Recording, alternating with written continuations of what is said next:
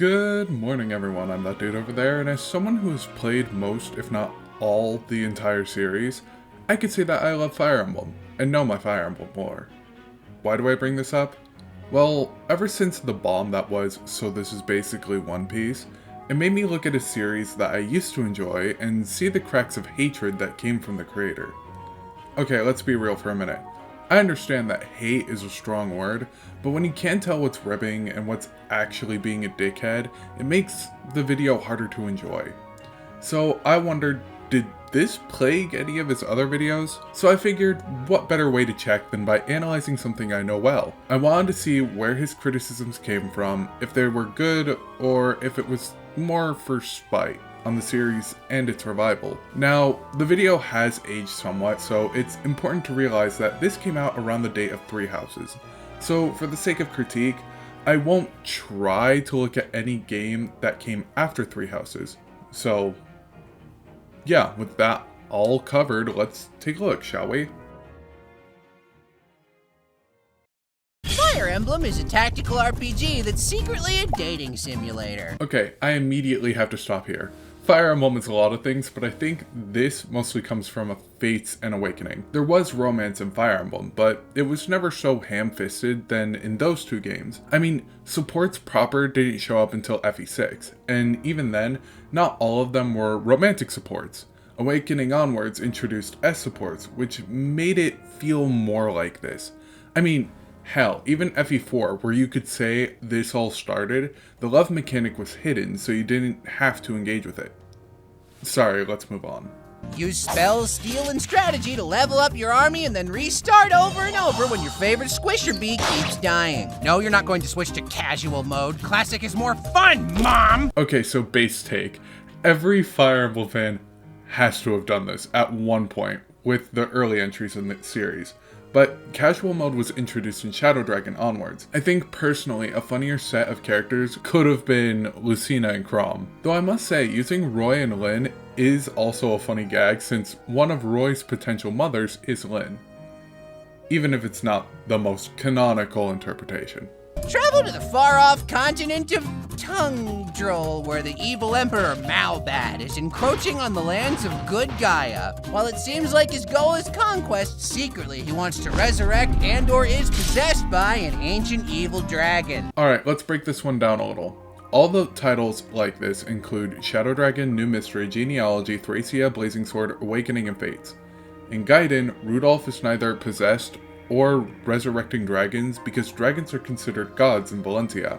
He wants to build Alm so he can rule a world without gods, a world built by man. Binding Blade has Zephiel only using Idun to destroy humanity. He has no intention of reviving dragons to the new age, nor is he possessed. His dad was just a prick. Sacred Stones is a pass because the final threat is the Demon King. Same goes for Tellius since they have to deal with literal gods and not dragons. You could argue Ashnard, but I don't see it, and Three Houses doesn't have this either. Silver Snow and Crimson Flower has Rhea as the final boss. However, Edelgard's plan revolves around dismantling the church, and Rhea only wanted what's best for the people. Golden Deer fights Nemesis, and he was governed by mole people. And the closest you get is Dimitri, who also fights Edelgard as a monster, thanks to said mole people. I tried to look at Heroes lore to get any more details, but let's be real. I don't get paid enough to do that. Besides, I don't even consider Heroes canon, despite how much IS would say otherwise. Regardless, that's still 6 games that don't do this, which is roughly half of all the games total. You play a blue-haired lord or magical albino with the personality of a plastic cup. So everyone this applies to is Marth, Sigurd, Seliph, Hector, Erica, Ephraim, Ike, Micaiah, Chrom, Robin, and Corrin. How many of them have a personality of a plastic cup? Marth, Robin, and Corrin. I'll fight on the others. Fight through the early maps where a bunch of bald, ugly, untoothed bandits teach you that killing is okay as long as it's gross people. Oh, that's not fair. You start with a sword that crits against every boss on the first 10 maps. Yep.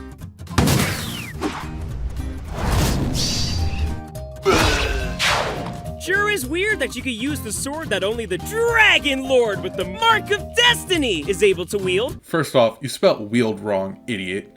Next, most protagonists don't even obtain their legendary weapon till 90% of the way in. This is like the most 3DS Fire Emblem complaint ever, because that's just directed at Chrom, Corrin, and Alm. The earliest you get a signature weapon I can think of off the top of my head is either Ragnall or Siegmund or Sieglind. But those weapons come near the end game, and Ragnall at the midpoint at the latest. No one's ever had the Mark of Destiny. The closest you get with that are the Crusader's Blood from Genealogy, but Leaf had to fucking struggle, dude. Same with Seliph. No need to look into that. As long as I have my friends, I'll be okay. Isn't that right, Skeleton Mentor? I'm gonna be useless soon! When your units die, they're gone forever, so you'll need to use patience, cunning, and time travel to guide your army to victory. So unless you're using casual mode, time travel is strictly a modern problem to address not wanting to reset an entire map when on Classic. And the amount of games that do this are literally 3. Valentia, 3 houses, and a gauge. But by the time of his video, that's still like 2 out of 13. Unless you want to consider heroes, but again, no. Memorize key game mechanics like the weapon triangle. They got swords, lances, and the bad one. Dude, axes are great. High might with decent accuracy. If this was more accurate, you really should have flipped axes and swords. Swords really suck due to the lack of 2 range options. Not only that, but being sword locked means you have to compete with heavy hitters using axes or hive movement lance users, both of which can do way more on player phase or enemy phase compared to swords. Assemble your ragtag group of friends and kidnapping victims and watch as your posse grows into an army, including but not limited to... Alright, be prepared. I'm going to tackle each of these. Red-haired mage who isn't good yet! Early game mages are great, except in Tellius because they realized how busted they were. Early game usually consists of enemies without resistance. Hell, Merrick has pretty average magic and still somehow sweeps across Shadow Dragon. This is because enemies refuse to acknowledge the resistance stat, so even someone as not great as Merrick can easily blow through most waves of enemies. Crappy archer. Archers are great in Valentia due to their 1-5 range. That's the greatest they've been. But being able to deal effective damage on high mobility enemies like Pegasus Knights is a great boon. Not only that, but by the time 3 houses was around, you could get close counter if that 2 range lock was a real problem. 2 cavaliers! 2 cavaliers! I love the Christmas calves. If an enemy makes a mean face at me, I'll explode. Typically this is because clerics have low defense and high resistance, but not many clerics act like this. I feel like this is just Sakura from Fates. I mean, we had Alyssa and Maribel in Awakening who showed they weren't some delicate flower. Riss was very calm and collected in Tellius, and Sol was FE6's womanizer. Haha, my stats are great, but my personality sucks. Well, I don't really know what to say. First off, Oswin, great character and foil to Hector. But if you were gonna insult armor units, just do a joke like you did the last time, but with magic. Also, knights generally are pretty slow and have a hard time getting around. I can't think of too many knights that are really that bad personality-wise. Please don't give up on Pegasus Knights. I swear we get good. No, come back! Bro has never used a Pegasus Knight. Just because they can be sniped down by a bow doesn't mean they're bad. In general, not having to worry about terrain is a great boon when trying to get somewhere quickly. I don't think they bring up wyverns, but being able to wield lances and axes are so great in later entries. Even in Awakening, Pegasus Knights are the only class that could get the most busted skill, Gale Force, and for the longest time, they were the only class who could perform triangle attacks. I'm the one you'll restart every battle for when I die. Man predicted Yunaka before she arrived with a character design like that. That's wild. But in all seriousness, this is modern Fire Emblem design opposed to earlier entries. I wouldn't even go as far to say cute mage because this is more of a dancer thing. And they are incredibly useful, especially in Jugdral and Tellius. You'll never restart for me! Come on man, don't make fun of Vike like that. Teach hasn't reached 10 year! I transform into a big skunk or something, but only when I touch my stink stone. So furry units only existed in 4 games total. Tellius, Awakening, and Fates. And even then, Half the time they don't act like this. The Lagoos don't need stones, but can use them in order to speed up their transformation gauge. The beast units in Awakening and Fates operate more like the Manicheets or the other dragon units, which takes away from their overall uniqueness, so that's still half. I might look like a toddler, but it's okay because I'm really 3000 and probably a dragon. And someone has to canonically have sex with me if you want all the child characters. Okay, I'm gonna nip this one right in the bud. Here are all the available and usable dragon units in the series. Here are the ones that can reach romantic support with other units. And here are all the ones that can have child characters. Ninian is only alluded to if she marries Eliwood, and that's only because Roy exists. Corrin is here because they're the main lord. Naui and Nat are the only people who this statement applies to. Naui is for Nat, and Now is if you're some sick freak and want to produce Morgan that way. Seriously, when over half of the total dragons look like adults, why are you making this joke? Does anyone want to use the 11th hour old man character? No! I think this is a reference to the Goto archetype. I don't know. I feel like this one is just out of pocket. Like, there are older men in Fire Emblem. Wendell, Lawrence, and Athos, to name a few.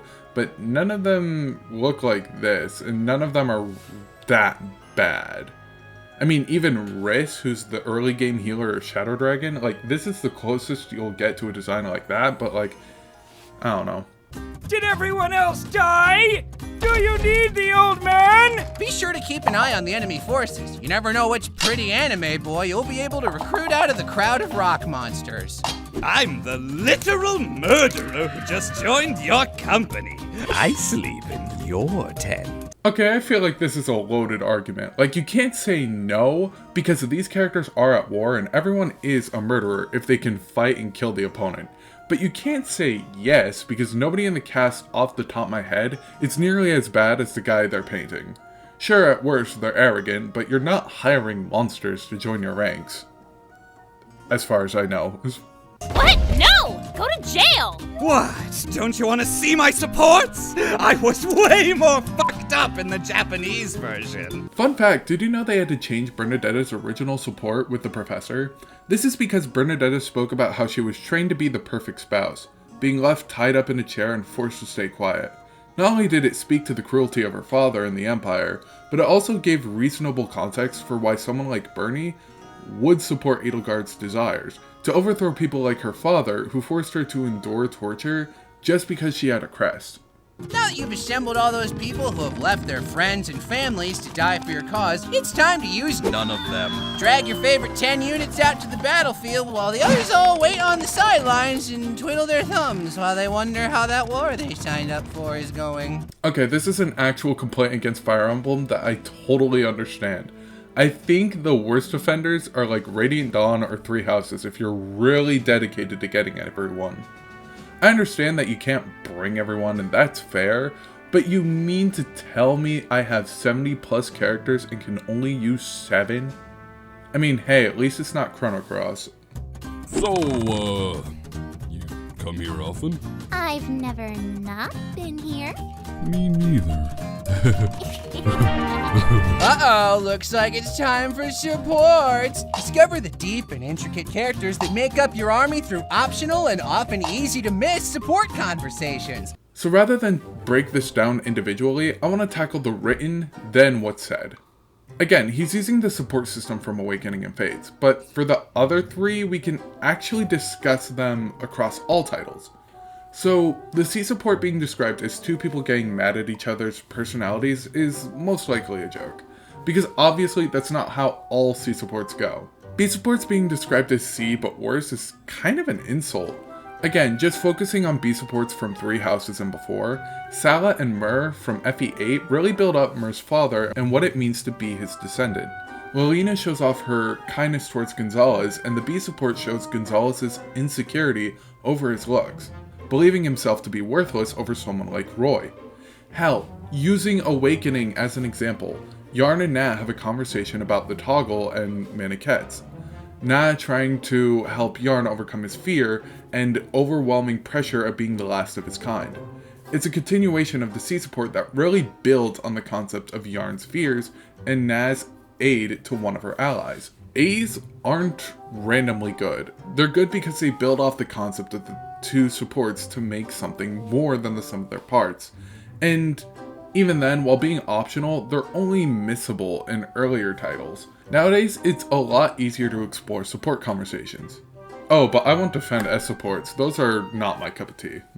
Spend hours slapping all your units together for 600 turns around an empty throne to see if they like each other or not. Okay, no, that's a reference to GBA Fire Emblem. That's specifically FE6, 7, and 8. Do you want to marry the old man? There's only one gay option, and it's the old man! Blow on my face to increase my affinity. Now that your army's all buffed and strong, it's time to face the evil emperor and his 4 generals. The fun crazy one, the boring one, the one that dies off screen, and the noble one. Is this true? Hold on, I actually have to think about this.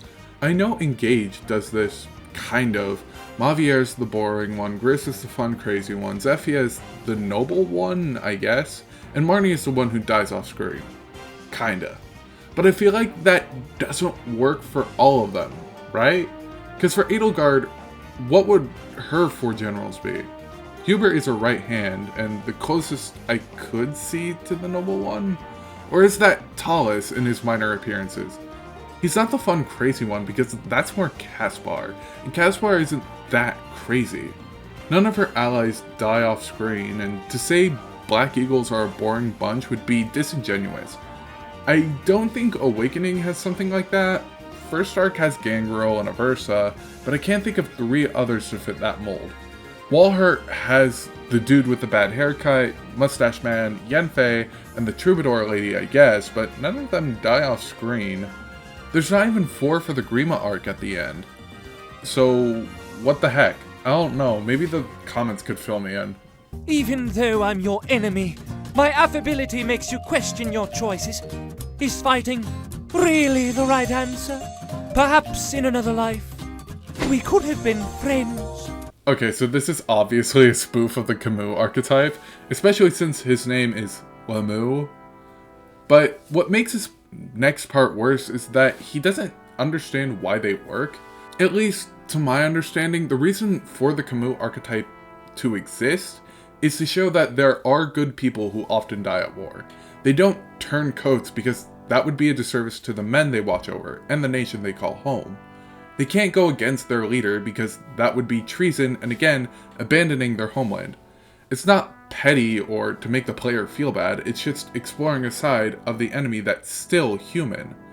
Not all of your opponents are monsters, just people who would die fighting for their cause, much like the player in that regard.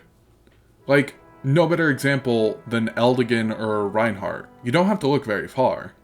I mean, I could just recruit you. No, I'm going to die so you feel bad! Alright.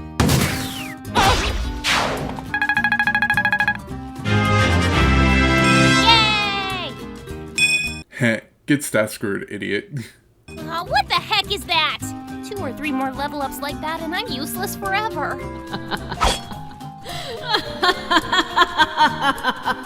Suspicious Vizier, it's you. That's right, little hero. It is I, the evil Emperor's right-hand lady, who will betray him 80% of the way through the game only to be consumed by the dragon that I summon! Huh? Hold on, I have to break this down. The Emperor's right hand, who will betray them 80% of the way into the story, only to be consumed by the dragon they summoned. I need to really think about this. FE1 and 3, this would be Garnif, but he never actually betrays anyone. He's just loyal to Medius.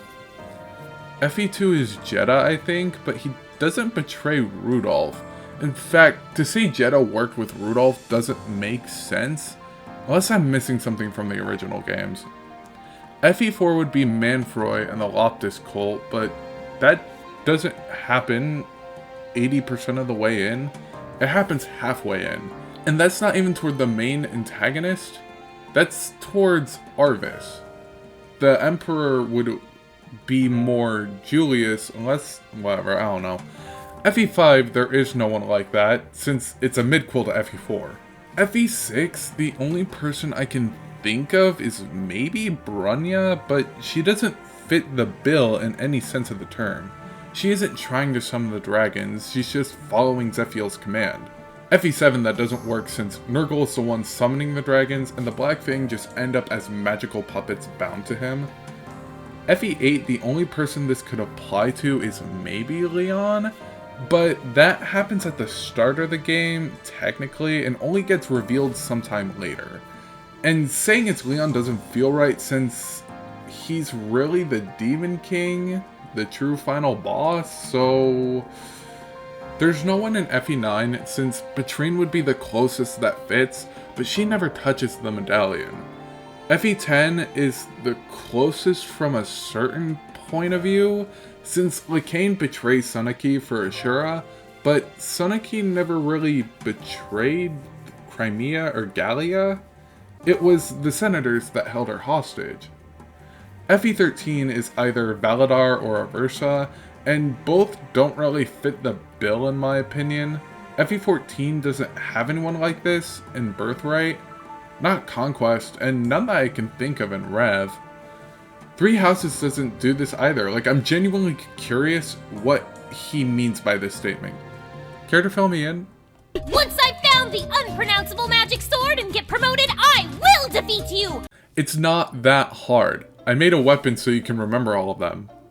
Falchion, 3 times over. Tyrfing, Bragiblade, the Binding Blade, Durandal, Armad, Solkadi, Sieglin, Siegmund, Ragnall, Falchion, again, Yato, the Creator Sword, Amir, Failnaught, Eredbar, Liberation, or the Wildlands. I swear it! Wait, you aren't promoted yet? Well, no, but, It's almost the end of the game. I know, but, The rest of your army is at, like, 2nd tier level 12. I know. There's only 5 maps left. This is a joke at Roy's expense. I know, but the game hasn't... Have you tried using a Master Seal? They don't work on me! Oh, well, in that case...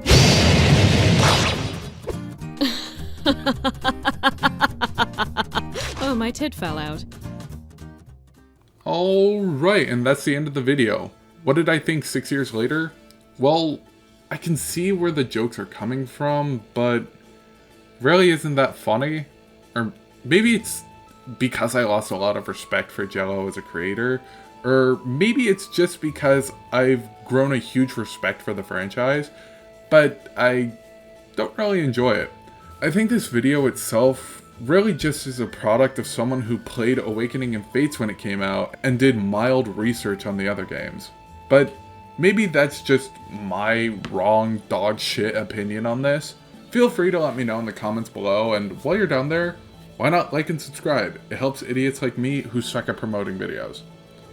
But until next time, stay safe out there.